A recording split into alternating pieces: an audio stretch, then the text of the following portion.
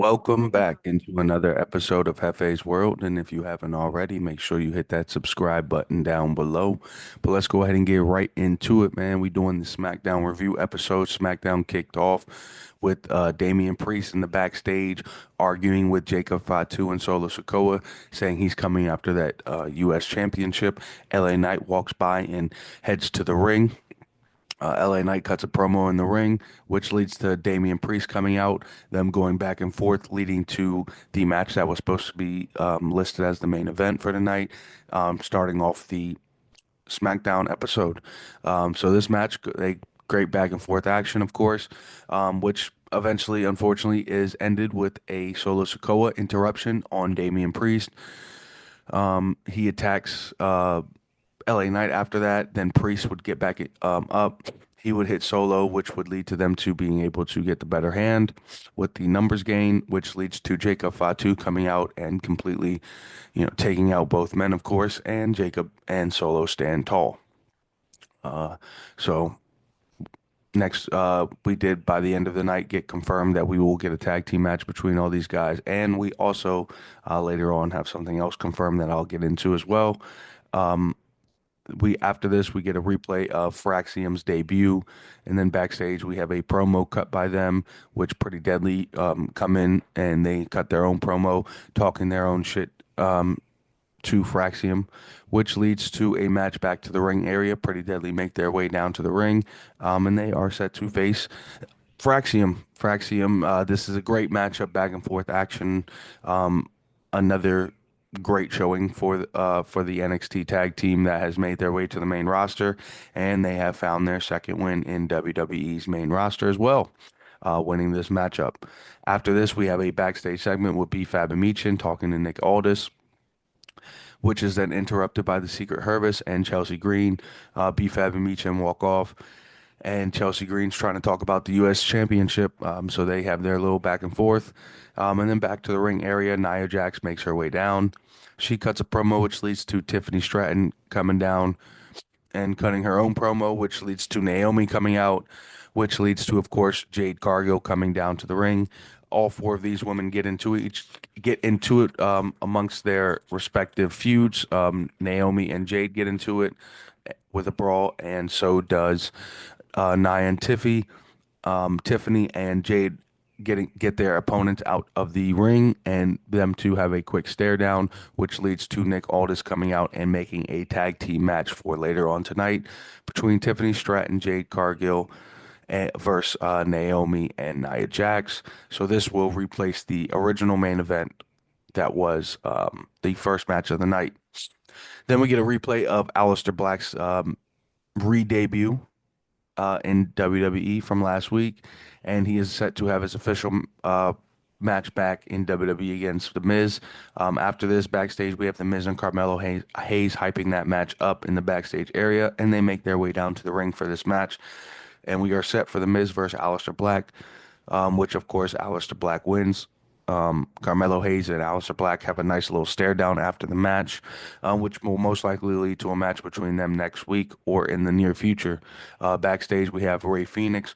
Santos walks in and talks his shit and about how he's disappointed with Rey Fenix losing his match to WrestleMania. And Rey, of course, challenges him to a match later on tonight. Back to the ring, we have Zelina Vega coming out, and she is set to face Piper Niven. She is, of course, accompanied by Alba Fire and Chelsea Green. Chelsea tries to help towards the end of this matchup, getting onto the ring apron, but unfortunately, Zelina Vega gets out the way. Piper Nivens would hit her. Zelina gets her for the roll up and the 1-2-3. So Zelina Vega has picked up a nice little victory on SmackDown. And she, of course, celebrates on her way back to the backstage area. And then backstage, we have Aldis with Solo and Jacob. During this, he announces that Jacob will defend his title at Backlash against Drew McIntyre, Damian Priest, and LA Knight in a fatal four-way matchup. And then Jacob, of course, cuts his promo and walks off. Solo tells Nick Aldis that he's trying to screw Jacob Fatu over, and Aldis says, "No one is but you." And then he walks off. So that's obviously very interesting to hear, and more brewing into the Solo Jacob eventual turn, hopefully. Still waiting on that, so we'll see what happens there. But back to the ring area, Randy Orton, what makes his way out.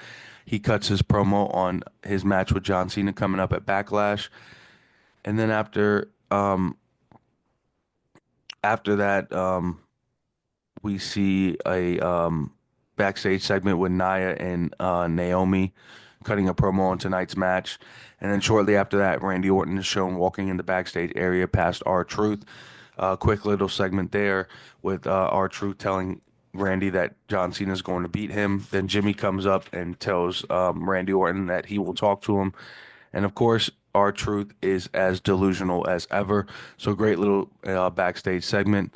And then back to the ring area, we are set for the Rey Fenix versus Santos Escobar match, which of course Rey Fenix would pick up the victory. And and then backstage, we see Tiffany Stratton and Jade Cargill. Um, we get a quick little promo where Jade informs Tiffany Stratton that next week she will face Nia Jax for the number one contenders match in a number one contenders match for her title. So that's very interesting. They are teaming tonight, and next week she will be facing to face her as well. So obviously some tension there. And then backstage we have Santos yelling at Legado del Fantasma, the tag team. And Andrade, of course, walks in, adds more fuel to the fire. Him and Santos go back and forth. And this leads to Santos telling his guys, let's go. Of course, Humberto stays in the back, and more tension is teased with him going off to with Andrade eventually.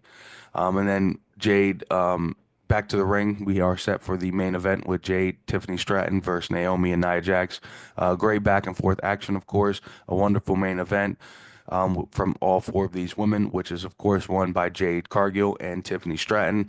After the match, the ref comes in the ring with the title as normal. However, Jade snatches the title from the ref and poses with it.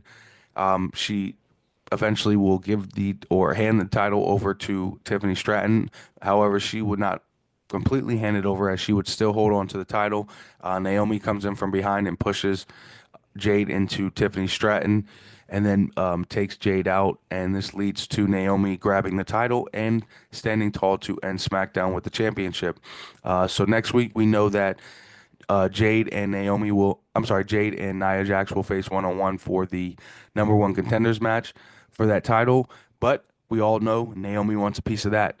So I can't wait to see next week's match between those women and can't wait to see what Naomi does about that and what position Tiffany Stratton plays in that as well.